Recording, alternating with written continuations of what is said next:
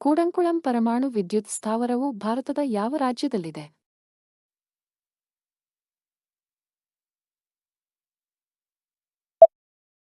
ಕೂಡಂಕುಳಂ ಪರಮಾಣು ವಿದ್ಯುತ್ ಸ್ಥಾವರವು ಭಾರತದ ತಮಿಳುನಾಡಿನಲ್ಲಿದೆ. ಯಾರನ್ನು ಮೊಬೈಲ್ ಫೋನ್ನ ಪಿತಾಮಹ ಎಂಬುದಾಗಿ ಕರೆಯುತ್ತಾರೆ?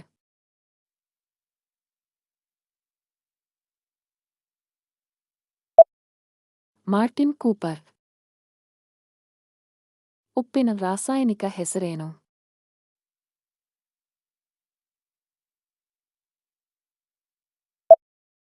Sodium chloride. ಭಾರತದ ಪ್ರಥಮ ಮಹಿಳಾ ಗಗನಯಾತ್ರಿ ಯಾರು?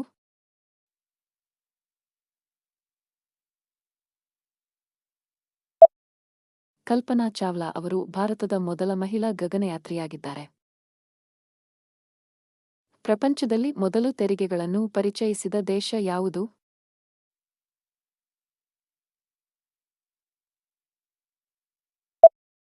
ಫ್ರಾನ್ಸ್.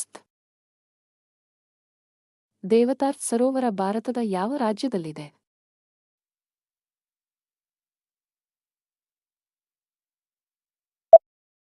ದೇವತಾರ್ ಸರೋವರವನ್ನು ದೇವತಾಲ್ ಅಥವಾ ದೇವರ ಸರೋವರ ಎಂದು ಕರೆಯುತ್ತಾರೆ. ಇದು ಭಾರತದ ಉತ್ತರಾಖಂಡ ರಾಜ್ಯದಲ್ಲಿದೆ. ಯಾವ ದಿನವನ್ನು ರಾಷ್ಟ್ರೀಯ ಹುತಾತ್ಮರ ದಿನ ಎಂಬುದಾಗಿ ಆಚರಿಸುತ್ತಾರೆ?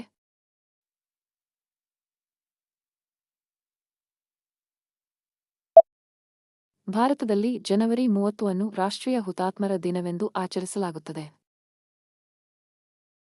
ಭಾರತದಲ್ಲಿ ರಾಷ್ಟ್ರೀಯ ಯುವ ದಿನ ಯಾವಾಗ?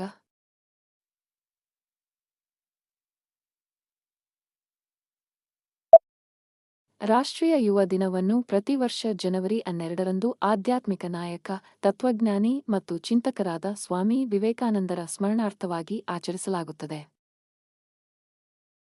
ನಾರಾಯಣ ಸಾಗರ ಅಣೆಕಟ್ಟನ್ನು ಯಾವ ನದಿಗೆ ಕಟ್ಟಲಾಗಿದೆ?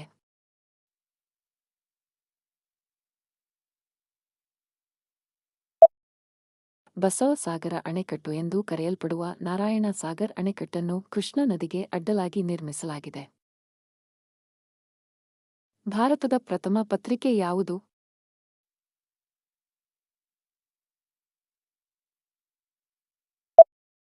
ಭಾರತದಲ್ಲಿ ಪ್ರಕಟವಾದ ಮೊದಲ ಪತ್ರಿಕೆ ಹಿಕಿಯಾ ಬೆಂಗಾಲ್ ಗೆಜೆಟ್. ಇದನ್ನು ಕಲ್ಕತ್ತಾ ಜನರಲ್ ಅಡ್ವರ್ಟೈಸರ್ ಎಂದು ಕರೆಯುತ್ತಾರೆ.